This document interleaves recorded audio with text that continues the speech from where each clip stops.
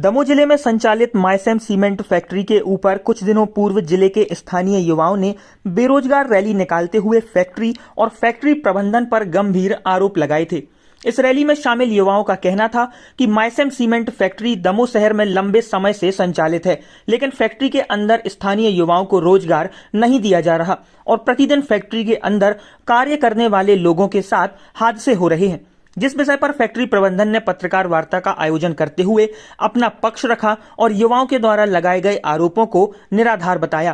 Factory के अधिकारियों ने बताया कि मायसेम सीमेंट फैक्ट्री में जिले के स्थानीय लोग कार्य कर रहे हैं और फैक्ट्री के द्वारा जिले के विकास के लिए हर साल करोड़ों रुपए की लागत से CSR के कार्यों को कराया जाता है। वहीं युवाओं के द्वारा जो भी आरोप लगाए गए हैं वह पूर्णतः निराधार और तथ्यहीन है। साथ ही इस विषय पर क्या कुछ कहा फैक्ट्री के अधिकारियों ने, हम आपको सुनाते हैं। बोल रहा था कि जो हाल ही में ब्रजपाल लोधी जी और मुकेश पटेल जो दो मेन नेता लोग जो आए थे,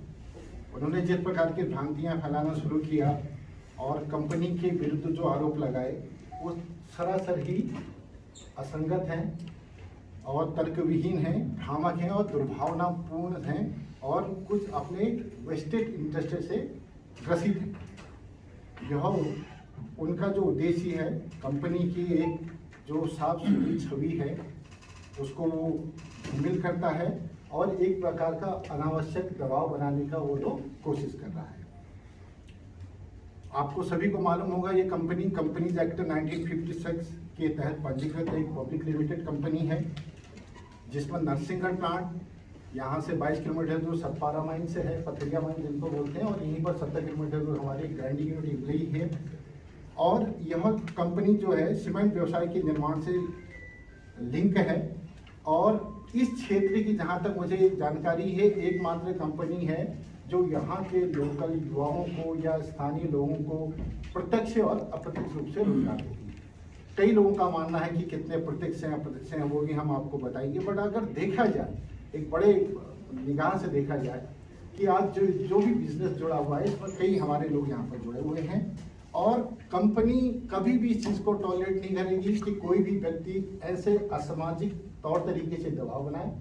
और संवैधानिक तौर से दबाव बनाए और यहाँ पर अपना उल्लू को सीधा करे, वो हम लोग टॉलरेट नहीं करेंगे। आपने एक मुद्दे को लेकर प्रेस वार्ता आयोजित की है, क्या वो मुद्दा था और क्यों आपने मुद्दा उठाया? जैसा कि मैंने आप लोगों को बताया कि पिछले कई दिनों से करीब 10-15 दिनों से कुछ असामाजिक तत्वों द्वारा फैक्ट्री के आजू बाजू में कुछ घेराव किया जा रहा है और कुछ ऐसी भ्रांतियां फैलाई जा रही हैं जो कि गलत हैं, असंवैधानिक हैं और सही तौर से सही नहीं है, जिसके कारण क्या हो रहा है फैक्ट्री की छवि धूमिल हो रही है। हम अपना पक्ष नहीं रख पा रहे थे, इसलिए आज हम लोगों ने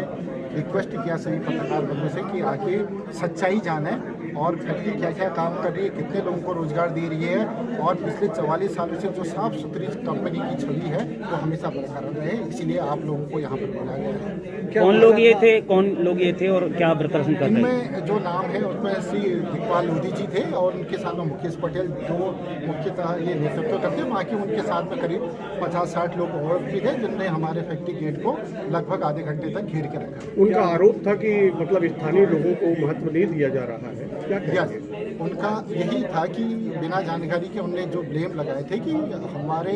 स्थानीय लोगों को रोजगार नहीं है दिया जा रहा है, जिनके खेत गए हैं उनको रोजगार नहीं है, सारे बाहर के लोग आ रहे हैं, जो कि तथ्यविहीन है, जैसा कि मैंने आपको बताया। फैक्ट्री के ऊपर हत्यारा होने का आरोप लगाया तो इसमें कुछ कार्रवाई करेंगे? दुख की बात है, उन्होंने तो इतना ज्यादा इस फैक्ट्री को, जो कि इस कंपनी को अगर देखें करीब 4000 लोग यहाँ से पल रहे होंगे, उन्होंने कहा कि ये हत्यारीन फैक्ट्री है और हर दिन एक मौत हो रही है, जिसके कारण हम लोग सब आहत हैं कि इस कंपनी जो सबका परिवार पाल रही है, पेट पाल रही है, चाहे कोई अंदर का हो कोई बाहर का हो, उसको कंपनी को हत्यारीन बोलना कहीं न्याय संगत है। ऐसे लोग